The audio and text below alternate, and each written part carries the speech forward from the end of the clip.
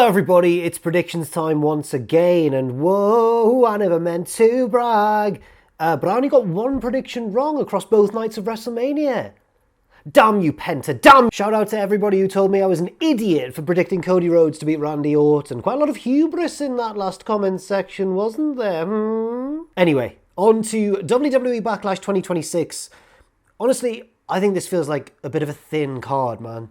And I think it suffers from being the first kind of quote-unquote normal pay-per-view after a run of the Rumble, Chamber, WrestleMania, and then now Backlash. Even though technically, two of those, the Rumble and the Chamber, had less matches than this one. Still felt more full, didn't it? Although I think a general criticism you could aim at WWE's pay-per-view output over the past year plus is that there just really isn't that much wrestling on it. But all three of those previous pay-per-views, Rumble, Chamber and Mania, I think you could definitely argue were more, noticeably more star-studded than Backlash is in Tampa this weekend. I mean, yeah, this one has Roman Reigns, it has Seth Rollins, but no Cody, no CM Punk, no Rhea Ripley, for example. Yes, Cena's making an appearance, but people are already speculating that it's going to be something kind of corporate. He's going to be delivering some kind of corporate good news or trying to disguise or spin some kind of corporate bad news, one or the other. I mean, to be fair, he could be announcing the next WrestleMania location or something, but whatever the announcement is, I don't really think it makes up for the card lacking that punch in general. Now, you could very well say that actually this is maybe a good thing. No Cody, no Punk, etc. It makes room for other up-and-coming talents on the show. But I think if the aim is to push that new crop that really started to be ushered in over WrestleMania weekend, I don't know if they've really gone far enough. Yes, Jacob Fatu's in the main event, Bron Breakker's on the card, Trick Williams is on the card. No room for Obafemi though, no room for the likes of Javon Evans, for example. No room for so many names, because when you've only got 5 announced matches, at the time of recording anyway, there's just too much to squeeze in. So I think on the whole, while the reaction generally to WrestleMania 42 was, whoa, there's way too many ads, it's really disrupting the flow of the show, I'm going to predict that the general reaction to Backlash is going to maybe be something more along the lines of, oh, that was it? No big stipulation match to bolster it like we saw with the Rumble and with the Chamber. Relatively lacking in star power. I think this show already has a bit of a mountain to climb even before it's happened. Just in terms of general audience perception at the moment. Anyway, on to the matches themselves, and I'm going to make some picks. And remember, of course, to leave your predictions in that comment section down below. First of all, Roman Reigns versus Jacob Fatu for the World Heavyweight Championship. First and foremost, I have quite mixed feelings on Jacob being in this spot. On one hand, I like that he's been immediately bumped up to the main event scene, but then assuming that he does lose this match, I think then what happens afterwards to Jacob, whatever he goes on to do next, becomes very, very crucial. I don't think too many people are going to be happy if he goes up to the main event scene, loses to Roman perhaps, and then drops right back down again. I think the match is likely to be a good one. It'll probably get a lot of time given to it as well. And I think Jacob's big moments in the match where he makes his big comebacks or does some big jaw-dropping stuff, crazy athleticism for a man of his size, or if he no-sells a big move or something, I think those are going to be kind of maybe the most electrifying moments of the whole show. But ultimately, my pick is going to have to go with Roman Reigns retaining. I know we've seen these weird stories floating around this past week of Roman being pulled from dates, a lot of possibly related but possibly not stories of discontent behind the scenes, all sorts of rumours and pay cuts being offered and all these reports and all that kind of stuff. And I think, even though I don't really think it's going to happen, I think if they take the belt off Roman here so soon after he won it at WrestleMania, I think then there will definitely be reason to suspect that there is something major going down behind the scenes. Not that there isn't probably major stuff going on behind the scenes, but I think obviously if Roman was involved, that would kind of triple or quadruple the story in terms of its size and importance. But yeah,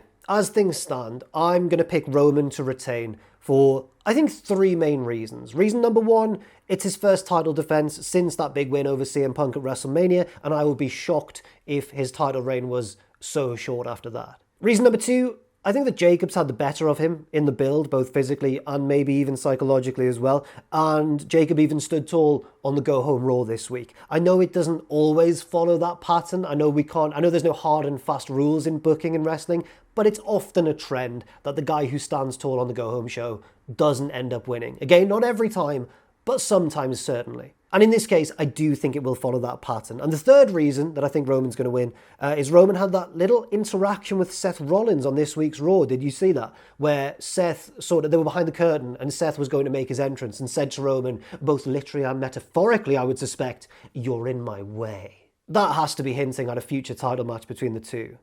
Right? Surely. I would suspect so. Roman and Seth have so much shared history. And it's been a while since we've had their last big singles match against each other. It hasn't really been addressed too in depth, I don't believe, since Seth got involved at WrestleMania 40 on Cody's side of things. I think it writes itself. And that brings me very nicely onto our second match, Seth Rollins versus Bron Breakker. I think this one's harder to call than Jacob versus Roman because Bron is on such a tear, he's freshly back from injury, but then again, he cost Seth his big match at WrestleMania against Gunther, and I think surely it makes basic narrative sense for Seth to get revenge here. Now, do I agree with that personally? No. I don't think having Bron lose at this stage is a good idea at all. Even if he did go on to beat Seth in a rematch down the line, I'd much rather Bron wins at Backlash. But do I think he'll beat Seth?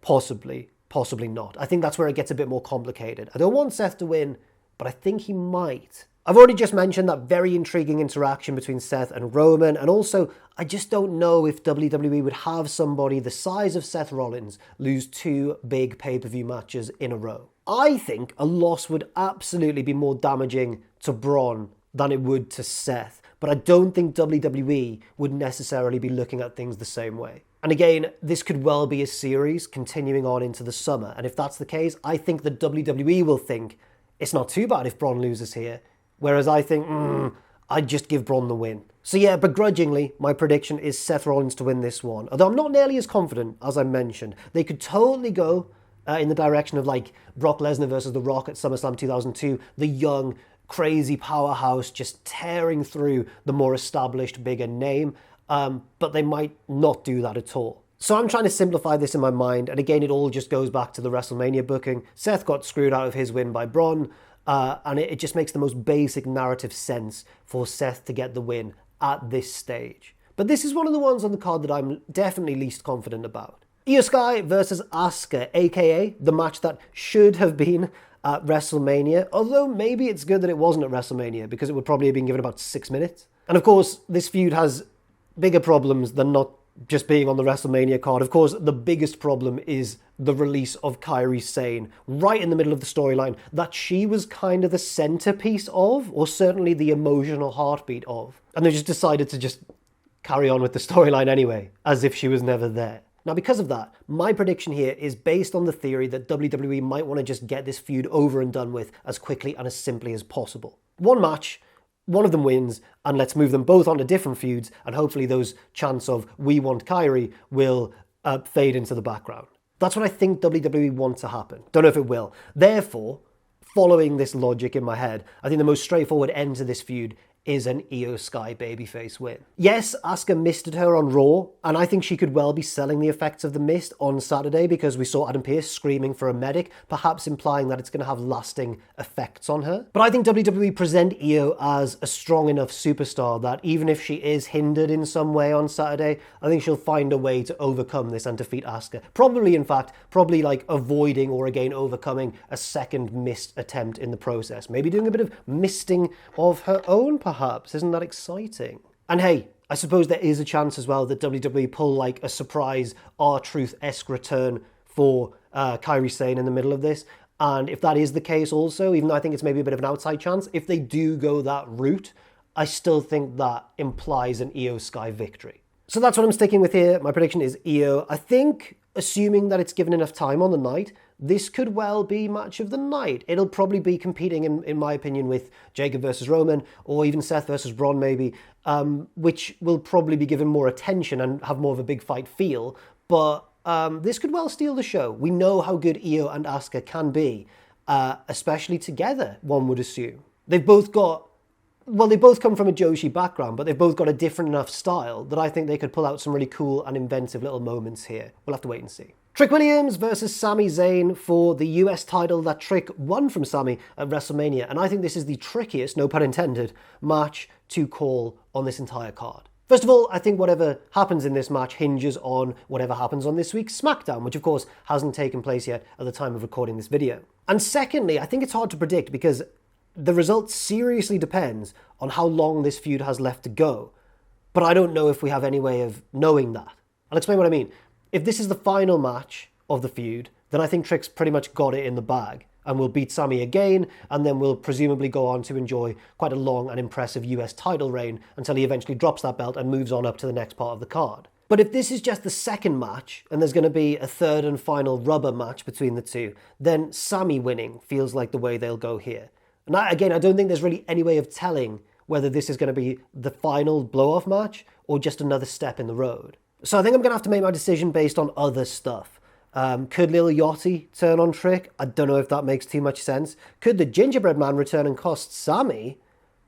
Now we're thinking more like the WWE Writers' Room. And if the Gingerbread Man does indeed pop up, who's going to be inside that suit? A new opponent for Sami to transition to, away from Trick, into his next feud? Could be someone like Johnny Knoxville making a return to get revenge on Sami once again. Could be someone like Carmelo Hayes returning to get revenge on Sami once again. That would make maybe more sense. Could be kind of the dream scenario of Kevin Owens making his long awaited return from being on the sidelines. I don't know how likely that is. I'm probably going to go with Carmelo Hayes being in the suit, but my real overall prediction for this match, I think, is Trick getting the win. And finally, The Miz and Kit Wilson versus Danhausen and a mystery partner as yet unannounced. Look, if The Miz and Kit Wilson claim their share of the winner's purse on Saturday night, I will be the most shocked boy in all of the land. I just can't see it happening. I'm looking at the card now, and nowhere in my mind does a Miz and Kit Wilson victory seem possible at all. This is the match I'm most confident about the result of, maybe even more than Roman versus Jacob. Yeah, definitely more confident than Roman versus Jacob. I think Kit Wilson and The Miz have no chance here. I think the bigger question is probably who's the partner going to be. Unless, of course, WWE do what they've been doing in recent times and just kind of announce it ahead of time to try and shift more tickets. But let's assume that we head into Backlash on Saturday not knowing who Danhausen's partner is going to be. I've seen people suggest it might be R-Truth, but he's in the middle of a tag team reign with Damian Priest at the minute, of course. I've seen people suggest that Joe Hendry is maybe a slightly better pick. And yes, he is also kind of tied up with the Vision currently, but wouldn't it make sense if Joe had a helping hand to help him out against the Vision? Doesn't necessarily have to be Danhausen, though. It could be someone like LA Knight, for example. I think I'll probably say it's going to be Hendry, but it could be anybody. I don't know. I just don't know, honestly. But I am so confident, and I'm sure many of you are as well, in picking Danhausen and Friend to get the victory here. It just has to be. I don't really have any other analysis to offer. What do you want from me? So those are my picks for Backlash. Maybe there'll be some kind of Hulk Hogan tribute or segment as well, because it's, of course, in Tampa. That's pretty much all I have to offer. Thank you very much for watching. I've been Jack the Jobber. Leave your picks in that comment section down below once again. And if you've enjoyed this video, like, share, and subscribe, and all that good stuff. I'll be back after Backlash with a lovely review of the show. Thanks once again, and I'll see you very soon.